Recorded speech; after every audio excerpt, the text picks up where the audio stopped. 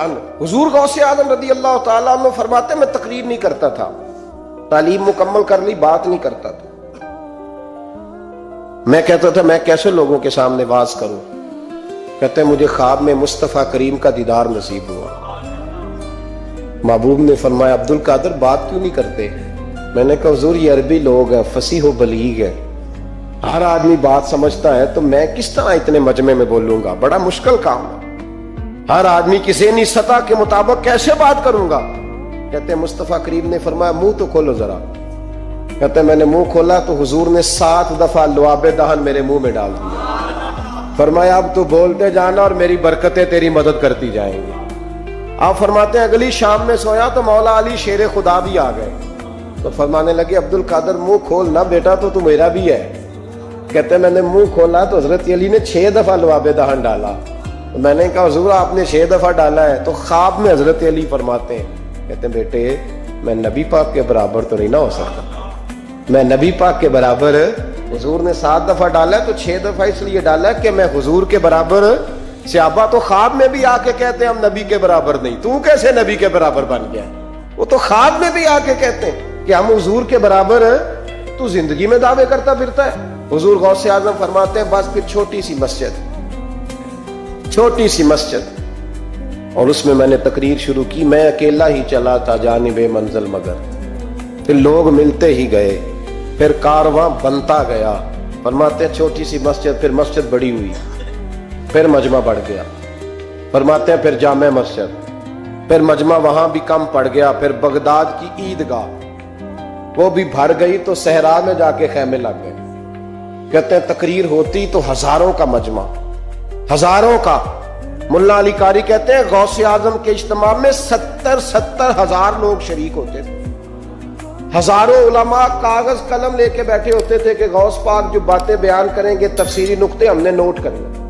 اور حضور غوث اعظم کو اللہ نے یہ کمال دیا تھا، کمال، یہ آپ کی کرامت تھی کہ بغیر سپیکر کے بولتے تھے، جیسی سمجھ پہلے والے کو آتی تھی ویسی آخری والے کو آیا کرتی۔ آج نا کرامت کی بات آتی ہے تو بندے چھپنے لگ جاتے ہیں، کہتے ہیں نہیں یہ نہیں ہو سکتا، بڑا مدافعانہ سا عمل، بڑا شرمندہ سا اللہ بولا ہے جاجی وہ غوث پاک۔ ایک دن ایک صاحب کرامت بیان کر رہے تھے تو بڑے جھجک کے حضور غوث اعظم، میں نے کہا اوئے تو بیٹھ مجھے بیان کرنے دے، تو ڈر رہا ہے کرامت سے ڈر رہا ہے، مجھے بیان کرنے دے، میں بیان کرتا ہوں، مجھے بیان کرنے دے۔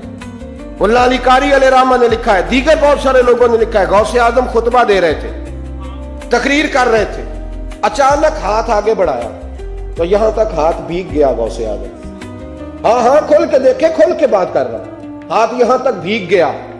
مرید کہتے ہم نے پوچھا حضور پانی بھی کوئی نہیں، ہاتھ بھیگ گیا۔ میں چپ کر کے سبق پڑھو، شاگردوں کو پڑھا رہے، چپ کر کے سبق پڑھو۔ تھوڑی دیر گزری، چند گھنٹے تو ایک قافلہ آ گیا، سارے لوگ پانی میں بھیگے ہوئے۔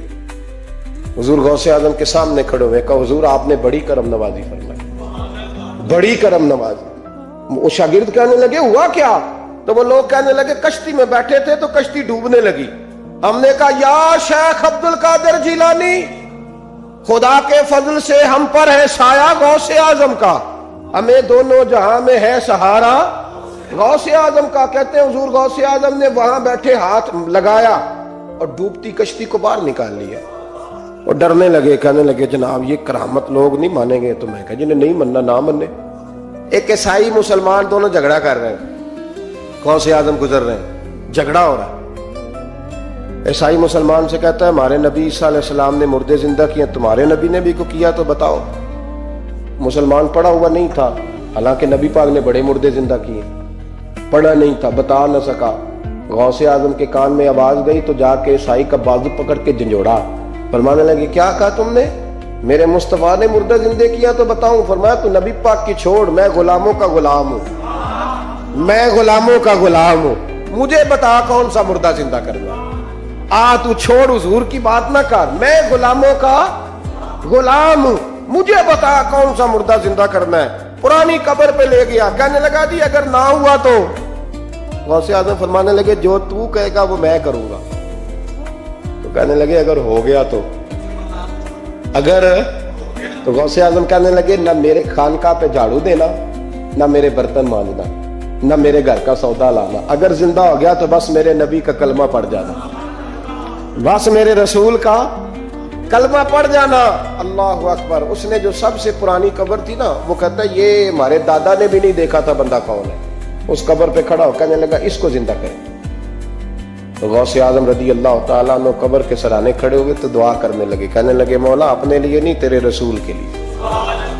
پھر فرمایا قم باذن اللہ, اٹھ اللہ کے حکم کے ساتھ. ایک عورت کلمہ پڑھتی ہوئی کھڑی ہو گئی اور کھڑی ہو کے اس نے پہلا جملہ کہا تو کمال کر دی. کہنے لگی میرے نصیب دیکھو, میں بنی اسرائیل کی تھی, عبد القادر تیرے صدقے جاؤں, تو نے مجھے کھڑا کیا ہے تو اللہ نے مجھے مصطفیٰ کا کلمہ پڑھنے کی توفیق دے دی. تیرے قربان جاؤں عبد القادر, تیری کیا بات ہے.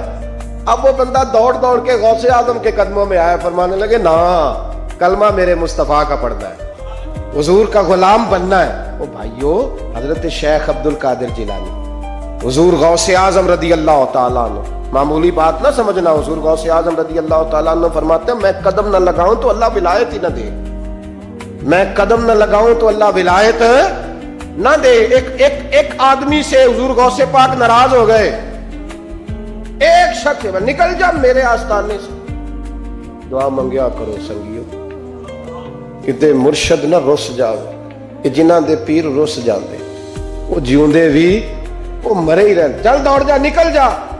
وہ کہتا ہے میں 300 ولی کے پاس گیا ہوں, 300, ہر ایک سے کہا میرے لیے دعا کرو.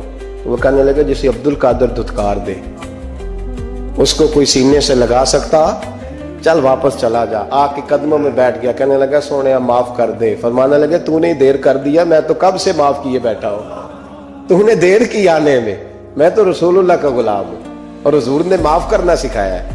حضور غوث پاک واز کرتے, نصیحت کرتے, اور چونکہ نہ شہرت کے لیے, نہ مال کے لیے, نہ نوٹوں کے لیے, اس لیے غوث اعظم جب تقریر کرتے نا, ایک دن بغداد میں بارش شروع ہو گئی, خطاب ہو رہا تھا, لوگ بکھرنے لگے تو 2 جملے غوث پاک کے, کہنے لگے یا اللہ تو دلوں کے بھید جانتا ہے, اگر بندے میں نے اپنی ذات کے لیے اکٹھے کیے ہیں تو تیز بارش برسا, دوڑا دے سارے, اور اگر تیرے لیے اکٹھے کیے ہیں تو پھر بھی تیری مرضی, رکھنے ہیں تو رکھ, بھیجنے ہیں تو.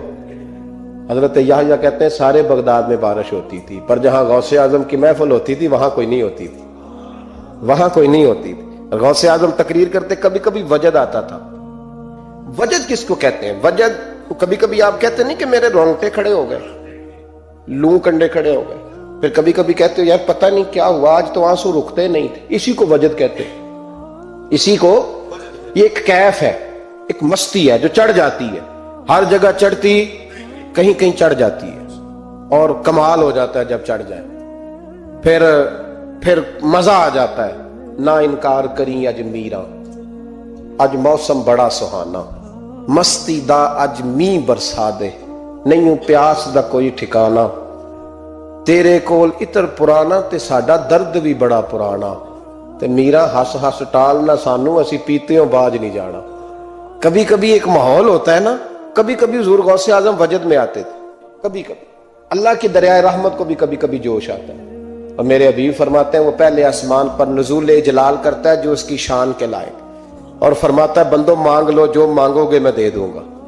میرے محبوب کے دریائے رحمت کو بھی جوش آتا تھا. حضور فرماتے تھے آج پوچھو جس نے جو پوچھنا ہے, پوچھو. حضور فرمایا کرتے تھے.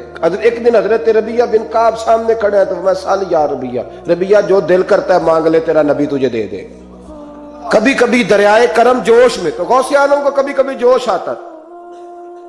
ایک دن تقریر کرتے کرتے جذبات میں آ گئے, جوش میں, یوں نظر اٹھائی تو حضرت خضر گزر رہے تھے اوپر سے, اور جوش جذبات میں فرمانے لگے او بنی اسرائیل کے ولی ذرا نیچے تو اتر, ذرا محمد عربی کے غلام کی بھی چند باتیں سن کے جا. آج تجھے سناؤں رسول اللہ کے غلام کس طرح کے ہوتے ہیں. حال میں وجد میں, کیف میں, تھوڑی دیر گزری تو تڑپنے لگے. مجمع پہ سکوت تاری, لوگ سمجھ نہیں رہے ہو کیا رہا. ایک آپ کے خلیفہ تھے حضرت علی بن ہیتی, وہ دیوار کے ساتھ ٹیک لگا کے سو رہے تھے. سارا مجمع دم بخود ہے, یہ کیا ہونے لگا. غوث پاک اٹھے, تقریر وہیں رہ گئی. علی بن ہیتی کے پاس جا کے یوں ہاتھ باندھ کے کھڑے ہو گئے, اور دیر تک نبی پاک پہ درود پڑھتے رہے. ان کی آنکھ کھلی تو وہ بھی روئے، غوث اعظم بھی روئے، دعا ہو گئی، جلسہ ختم۔ غوث پاک سے تو پوچھنے کی طاقت ہی نہیں تھی نا کسی کی، ان سے کون پوچھے؟ لوگ حضرت علی کے پاس، حضرت علی بھی نہیں تھی رحمت اللہ علیہ، حضور یہ کیا ہوا، ہمیں سمجھ نہیں آئی۔ آپ فرمانے لگے تمہیں کیا بتاؤں، تم کسی معمولی پیر کے ماننے والے نہیں ہو، میں آج غوث اعظم کی محفل میں بیٹھے بیٹھے ہی مدینے پہنچ گیا ہوں اور مجھے رسول اللہ کے جلوے نظر آنے لگے ہیں۔ پر میرے شیخ کا کمال دیکھو، جو میں خواب میں دیکھ رہا تھا عبد القادر ظاہری آنکھوں سے نظر فرما رہے ہیں، ظاہری آنکھوں سے، عالم وجد میں، کیف میں، سرور میں۔ اور جب غوث اعظم تقریر کرتے تھے نا تو 50 آدمی اس کونے سے کھڑے ہوتے تھے، کہتے تھے حضور ساری زندگی گناہ کیے ہیں، اب توبہ کرتے ہیں، اب دوبارہ گناہ نہیں کریں گے۔ اس کونے سے 15 کھڑے ہوتے تھے، حضور ڈاکے ڈالے ہیں ساری عمر، اب توبہ، آپ کی بات نے دل بدل دیا ہے، اللہ نے توفیق ہدایت دے دی۔ ادھر سے 10 کھڑے ہوتے، حضور سود کا دھندا، چوری کا دھندا، آج کے بعد توبہ۔ ایک بزرگ تھے حضرت یحییٰ بن نجا ان کا نام تھا، وہ کہتے ہیں میں نے سوچا روز بندے توبہ کرتے ہیں، آج میں گنوں نہ کہ ایک محفل میں کتنے کرتے ہیں، آج گنوں نہ۔ اب تو کاؤنٹنگ کے مختلف ذرائع ہیں نا، کیلکولیٹر ہے، باقی چیزیں۔ اس زمانے میں یہاں گٹھلیاں ہوتی تھی کھجور کی، بندے کوئی چیز گننی ہوتی تو گٹھلی ڈالتے، یا لوگ دھاگا لے جاتے تھے، ہر دھاگے پہ گرہ لگاتے تھے، ایک گرہ دوسری گرہ۔ وہ کہتے ہیں میں نے نا اپنے پلو کے چادر کے نیچے دھاگا چھپا لیا، ایک بندہ توبہ کرنے اٹھا تو ایک گرہ ڈال دی، دوسرا اٹھا تو دوسری گرہ ڈال دی، تیسرا اٹھا تو تیسری۔ کہتے ہیں اچانک بندے زیادہ ہو گئے، اب میری سپیڈ ہی بڑی کم تھی، میں کوشش بڑی کرتا پر بندے زیادہ۔ کہتے ہیں بڑی کوشش کی پر میں پورا ہی نہ ہوں۔ کہتے ہیں جب میں تھک گیا نا اور تھوڑا سا میرا سانس بھی پھولنے لگا، پریشان بھی ہوا، تو غوث پاک نے میری طرف دیکھا اور دیکھ کے مسکرائے اور مسکرا کے فرمانے لگے یحییٰ میں دلوں کی گرے کھولتا جا رہا ہوں، تو بند کرتا جا رہا ہے، میں گرہ کھول رہا ہوں، تو گرے لگا رہا ہے، اور چھوڑ دے یار، تجھ سے نہیں گنا جائے گا۔ یہ عبد القادر کی وجہ سے توبہ نہیں کر رہے، خدا کے فضل کی وجہ سے کر رہے ہیں، اور اللہ کا فضل گنا جا سکتا نہیں، شمار کیا جا سکتا۔ فرمایا نہ کر۔ آپ نے 40 سال لوگوں کو تبلیغ فرمائی، ہزاروں یہودیوں نے کلمہ پڑھا، لاکھوں عیسائیوں کا بڑا عالم تھا۔ وہ کہتا ہے میں پوری انجیل پڑھتا تھا، جتنے نسخے تھے سب مجھے یاد تھے، لیکن میں متاثر ہو گیا اسلام سے۔ یمن کا رہنے والا تھا، میں نے ایک ٹھان لی اس کے ہاتھ پہ کلمہ پڑھنا ہے جو اس وقت نبی پاک کی امت میں سب سے زیادہ شان والا ہو۔ کہتے ہیں میں سویا تو خواب میں جناب عیسیٰ کا دیدار ہوا، اور مجھے کہنے لگے تلاش کرنے کی ضرورت ہی کوئی نہیں، بغداد چلا جا۔ بغداد حضور غوث پاک کی بارگاہ میں فرمانے لگے اس وقت نبی پاک کی امت میں سب سے زیادہ شان اللہ نے حضور غوث اعظم کو عطا فرمائی، شیخ عبد القادر جیلانی رضی اللہ تعالی غوث پاک۔ ہم کوئی دیوانے لوگ نہیں، یا ہمیں شعور نہیں، یا ہمیں عقل نہیں، ساری زندگی کھل کے جس چیز کا زیادہ تعارف کرایا وہ غوث اعظم کی نسبت ہے۔ اب تو ہمارے ہاں پیری مریدی کا رواج ہی نہیں نا۔ حضرت باعزیز بستامی فرماتے تھے میں اس مولوی کے پیچھے نماز نہیں پڑھتا جو کسی کا مرید نہ ہو، جس کا اپنا پیشوا کوئی نہیں وہ میری پیشوائی کیسے کرے گا۔ حضرت مخدوم اشرف جہانگیر سمنانی فرمایا کرتے تھے میں تو اس دکاندار سے سودا نہیں لیتا جو کسی کا مرید نہ ہو، اس لیے کہ جس نے تربیت ہی نہیں لی، جس کے اندر درد ہی نہیں، روحانیت ہی نہیں، جس کا پیشوا ہی کوئی نہیں، کس طرح اب تو ماحول نہیں نہ رہا۔ لیکن یاد رکھو یہ نسبت اتنی تگڑی ہے، اتنی تگڑی کہ ہمارے صوفیاء نے ساری زندگی غوث اعظم کا غلام کہلانے میں فخر محسوس کیا ہے۔ کیا رشتہ داری تھی اعلیٰ حضرت بریلوی کی ان سے، کیا تعلق تھا پیر میر علی شاہ صاحب کا ان کے، کیا ان کا، لیکن ان لوگوں نے ساری زندگی کھل کے غوث اعظم کے تذکرے کیے۔ کیوں؟ غوث اعظم نے 40 سال عشاء میں وضو کیا اور فجر تک اللہ کی عبادت کی۔ فرماتے ہیں میرے مالک نے کہا عبد القادر کچھ مانگ لے، نہ اپنے لیے مانگا نہ اولاد کے لیے۔ کہنے لگے مولا قیامت تک جو میرا نام لے نا اسے بغیر توبہ کے مرنے نہ دینا، مرنے لگے تو توبہ کی توفیق دے دینا۔ فرماتے ہیں میرے مالک نے وعدہ کیا ہے جو میرا ماننے والا ہوگا بغیر توبہ کے نہیں مرے گا۔ اور حضور غوث پاک رضی اللہ تعالیٰ عنہ فرماتے میں تو قیامت میں بھی اتنی دیر جنت میں نہیں جاؤں گا جب تک سارے مرید نہ ساتھ چلے جائیں۔ میں نے جانا نہیں, کھڑا ہو جاؤں گا, عرض کروں گا مولا بھیج. میں نے کہا یہاں بھی لوگ ڈر جاتے ہیں, یہ کیسے ہو سکتا ہے؟ اور بھائی پڑھو نا مشکاہ شریف. میرے نبی پاک علیہ السلام نے فرمایا ایک بندے نے ایک اللہ کے بندے کو پانی پلایا تھا, قیامت کے دن اللہ اس کی برکت سے اس گناہگار کو جنت عطا کر دے گا. اور حضور نے فرمایا بخاری میں المرء مع من احبا, جو جس سے محبت کرے گا قیامت میں اسی کے ساتھ اٹھایا جائے گا. تو ساری زندگی قادری کہلائے, ساری زندگی غوث اعظم کا غلام کہلائے, ساری زندگی خواجہ اجمیر کا نوکر کہلائے, ساری زندگی شاہ نقش بند کا غلام کہلائے, ساری زندگی شیخ شہاب الدین سہروردی کا اپنے آپ کو منسوب کرے اور دنیا سے جائے تو ایسے ہی چلا جائے. میرے نبی نے نص بیان کر دیا, جو جس سے پیار کرے گا اسی کے ساتھ جائے گا, اسی کے. خدا کے فضل سے ہم پر ہے سایہ غوث اعظم کا, ہمیں دونوں جہاں میں ہے سہارا غوث اعظم. پھر غوث اعظم جیسا اللہ نے مجھے بیٹا عطا فرمایا. میرے بھائی ہم جو بنیاد بنا رہے ہیں, تو کہتا بات نہیں مانتی بہو, تو میں نے کہا بالکل صحیح کرتی ہے, نہیں ماننی چاہیے اسے, اس لیے کہ دولت بیاہ کے لائے ہو, بہو تھوڑا لائے ہو. کہتے ہیں جوائی لالچ بڑا کرتا ہے. تو میں نے کہا کیوں آفرے کرتے رہے تم, کس نے کہا تھا یہ باتیں کرنے کو؟ بالکل صحیح کر رہا ہے. وہ جو آپ نے جس بنیاد پہ دیوار بنائی تھی وہ آپ کو مل رہی ہے.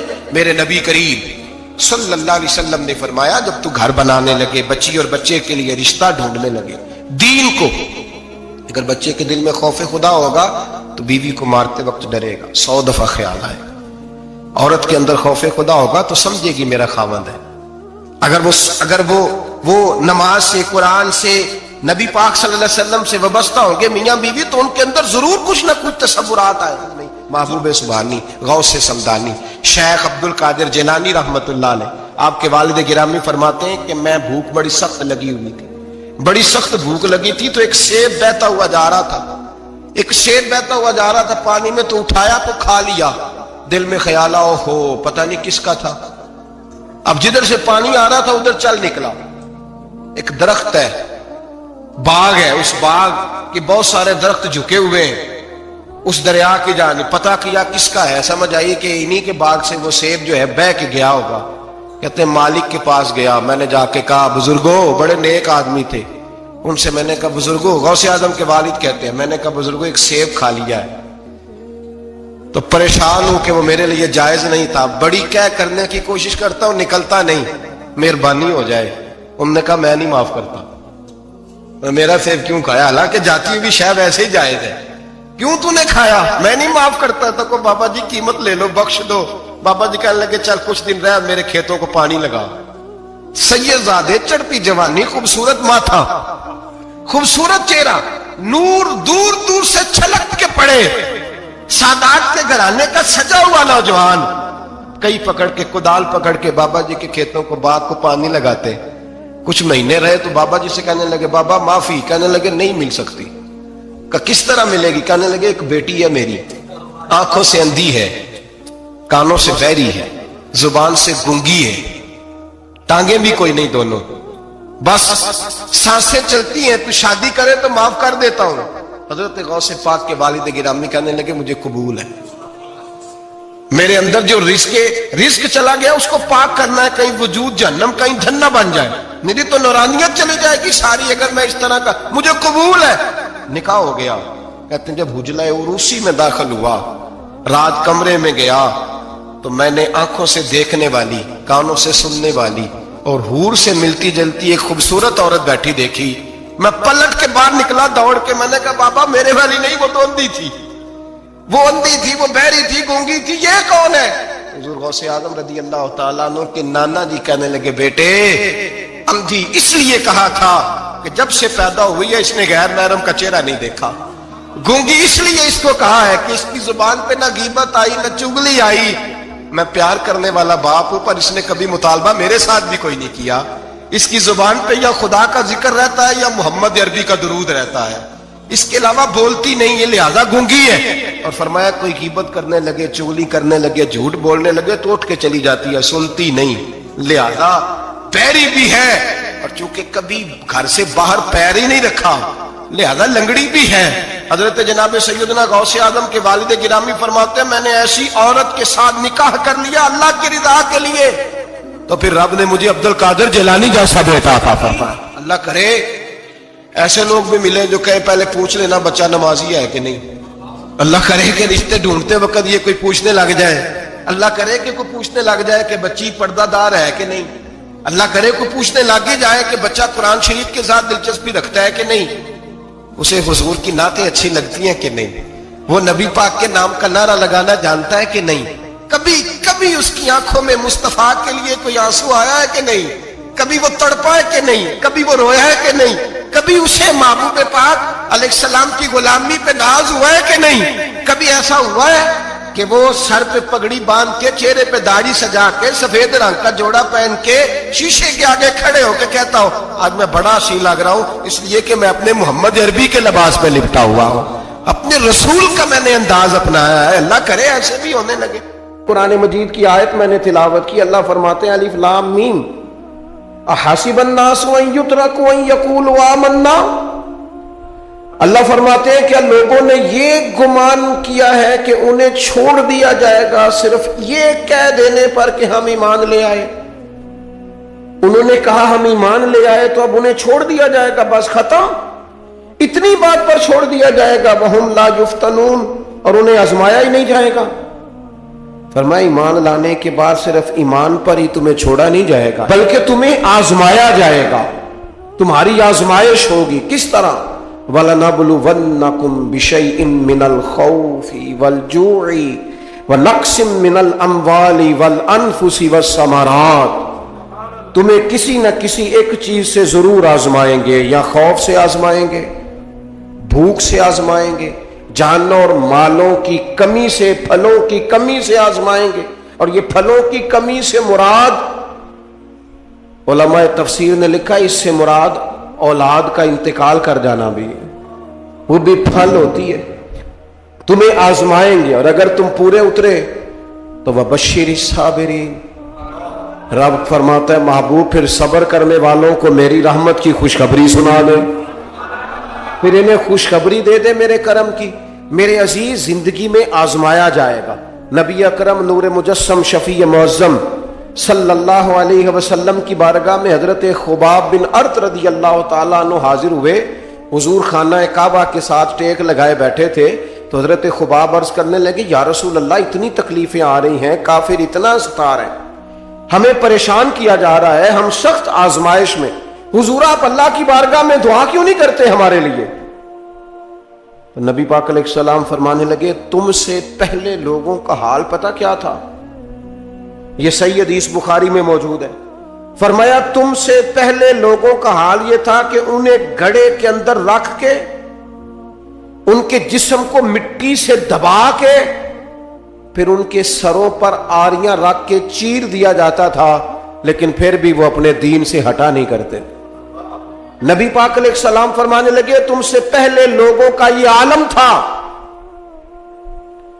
کہ ان کے جسم لوہے کی کنگھیوں سے کریت دیے جاتے تھے, ان کا گوشت اتار دیا جاتا تھا, لیکن وہ اپنے دین سے ہٹنے کو تیار نہیں ہوتے تھے. یاری تیری سونے پر ازمائشاں تیریاں اگ, اے سونا پرکھیا جامدہ ہی پہلو نال اگاں دے لگ. اپنی زندگی میں تیار رہیں, ذہنی طور پر آزمائش کے لیے تیار رہیں, مزاج بنائیں. جب بندہ پہلے سے تیار ہوتا ہے نا, اس کا خیال ہوتا ہے کہ آزمائش آ گئی تو میں نے صبر کرنا ہے, پہلے سے اس کی تیاری ہوتی ہے, پھر وہ ذرا گھبراتا نہیں, پریشان نہیں. ہم تیار نہیں ہیں ذہنی طور پر. ہر بندے کو سکھ چاہیے, ہر بندے کو. بلکہ ہمارے ہاں تو لوگ کہتے ہیں مرید ہو رہا ہوں تاکہ میری طرف تکلیف کوئی نہ آئے. تو میں کہا کرتا ہوں پہلے پیر سے پوچھ لو اسے کبھی آئی ہے کہ نہیں. اگر اسے آئی ہے تو پھر اس کا مطلب ہے تمہیں بھی آ سکتی ہے. لوگ نماز اس لیے شروع کرتے کہتے ہیں میں 5 نمازیں بھی پڑھتا ہوں, میں صدقات بھی کرتا ہوں, کام میرا پھر نہیں چلتا. تو میں کہتا ہوں تمہیں پتہ ہی نہیں, نمازی کے لیے تو آزمائش ہے. جتنا جتنا ایمان کامل اتنی اتنی آزمائش بھی زیادہ. اور یہ میں اپنے پاس سے نہیں کہہ رہا. حضرت ابو سعید خدری رضی اللہ تعالیٰ عنہ فرماتے ہیں میں نبی پاک علیہ الصلوۃ والسلام کی خدمت میں حاضر ہوا اور حضور کے دستے مبارک کو چومنے کے لیے میں نے اپنے ہاتھ جب آگے کیے تو تپش تھی, تیز بخار تھا نبی پاک کو. تو حضرت ابو سعید خدری رضی اللہ تعالیٰ عنہ ارشاد فرماتے ہیں کہ میں نے, یہ سنن ابن ماجہ میں موجود ہے, فرماتے میں نے عرض کیا یا رسول اللہ صلی اللہ علیہ وسلم اتنا تیز بخار؟ حضور فرمانے لگے ہم پر جو آزمائشیں آتی ہیں نا انبیاء پر، وہ عام لوگوں سے دگنا آتی ہیں. یہ تو لاڈلے ہیں، یہ تو محبوب ہیں اللہ کے. فرمایا عام لوگوں سے دگنی آزمائش آتی ہے، لیکن فرمایا ہمارا رب بڑا کریم ہے، ہمیں اجر بھی ڈبل ہی عطا کرتا ہے، ہمیں اجر بھی ڈبل ہی عطا کرتا ہے. تو حضرت ابو سعید خدری کہتے ہیں موقع اچھا تھا، میں نے ایک سوال بھی کر دیا. میں نے کہا یا رسول اللہ صلی اللہ علیہ وسلم بتائیے نا بھلا دنیا میں زیادہ آزمائشیں کن کو آتی ہیں؟ تو حضور فرمانے لگے سب سے زیادہ آزمائشیں اللہ کے انبیاء کو آتی ہیں، نبیوں کو آتی ہیں. حضور اس کے بعد فرمایا اس کے بعد جو ان کے زیادہ قریب ہوتا ہے اسے آتی ہیں. لوگ کیا سمجھیں گے امام حسن کی آزمائش کو؟ لوگ کیسے سمجھیں گے سیدنا امام حسین کی آزمائش کو؟ فرمایا جو ان کے زیادہ قریب ہوتا ہے اسے زیادہ آزمائش آتی ہے. تو حضور کے سب سے قریب تو امام حسن ہے نا، امام حسین ہے نا. تو کیا سمجھتا ہے قربت بس نسبت کے اظہار کا نام ہے اور بڑے لطف کے ساتھ زندگی گزارنے کا نام ہے؟ تو نبی پاک علیہ الصلوۃ والسلام نے فرمایا بات بڑی مزے کی ہے. فرمایا پھر اللہ کے بعض بندے تو ایسے ہوتے ہیں جنہیں اللہ فقر میں مبتلا کر دیتا ہے. فرمایا ان کے پاس صرف ایک چادر رہ جاتی ہے، اتنا فقر ان کے پاس آتا ہے. لیکن جو حدیث کے آخری لفظ ہے نا وہ وجد والے ہیں، وہ وجد والے ہیں، وہ سرور والے ہیں. ہمارا یہ مزاج ہوتا ہے کہ میٹھا میٹھا کھا جاؤ اور ذرا کڑوا آ جائے تو سویرے بھی رو شام بھی رو، حال ہی کوئی نہیں، غریبی بڑی، پریشانی بڑی، حضرت صاحب گھر سے بیماری جاتی نہیں. اور جناب کیا بتائیں، بعض لوگ تو ایسے ہیں جن کی بات سن کے لگتا ہے زندگی میں کبھی سوئے ہی نہیں، اتنے بڑے بڑے دکھ سناتے ہیں. او خدا کی رحمت کا بھی تو ذکر کرنا، خدا نے جو تیرے اوپر انعامات کیے ان کا بھی تو ذکر کرنا، ان کا تذکرہ ہی نہیں کر رہا میرا بھائی. نبی پاک علیہ السلام نے فرمایا ان لوگوں پر دکھ آتے ہیں پر قربان ہونے کو جی چاہتا ہے ان لفظوں پر. حضور فرمانے لگے وہ رب کی طرف سے آنے والے دکھ پر بھی اس طرح راضی ہوتے ہیں جس طرح تم میں سے کوئی راحت ملنے پر راضی ہوتا ہے. سکون والی چیز ملنے پر جس طرح تم راضی ہوتے ہو اس طرح وہ دکھوں پر بھی راضی ہوتے ہیں. دکھ قبول محمد بخشا، دکھ قبول محمد بخشا. پر ایک شرط لگائی چھوٹی سی میاں صاحب نے، انہوں نے کہا 100 دفعہ قبول ہے دکھ، 100 دفعہ قبول. دکھ قبول محمد بخشا پر راضی رہن پیارے. یہ شرط یہ ہے کہ تو راضی رہ، تو راضی رہ. دکھ قبول محمد بخشا، راضی رہن پیارے. اور حضرت سلطان صاحب کہنے لگے ایسا کیتی ہے جان حوالے رب دے، ایسا عشق کمایا ہے اسی مرن تو پہلو ہی مر گیا، باہو تا مطلب نو پایا ہے. ہم نے تو پہلے سے ہی نتیجہ نکال دیا. تو سکون ڈھونڈنے نکلا ہے، تو چاہتا ہے زندگی میں آرام مل جائے. کائنات میں سب سے زیادہ پیار اللہ کا اپنے محبوب کے ساتھ. لیکن دیکھ لو نا پیدائش سے پہلے ہی حضور کے والد چلے گئے. 4 سال یا 6 سال کی عمر میں والدہ گئیں. 8 سال کی عمر تھی، محبوب کے دادا کا جنازہ اٹھا تو محبوب پیچھے پیچھے جنازے کے جا رہے. پھر وقت آیا جب تبلیغ دین کا تو دنیا کا کون سا دکھ اور کون سی تکلیف اور کون سی اذیت ہے جو حضور کو نہیں دی گئی. لیکن کریم ہر وقت کہتے ہیں افلا اکون عبدا شکورا، میں رب کا شکر گزار بندہ نہ بنوں. ہر مقام پر کبھی بدر کبھی احد اور ہر طرح کی تکلیف، ہر طرح کی تکلیف. کبھی بیٹیوں کا دکھ، کبھی سیدہ عائشہ صدیقہ کے بارے میں منافقوں کی نازیبہ گفتگو. سارے دکھ محبوب کی حیات پاک میں رہے. کریم نے ان دکھوں کو برداشت کیا.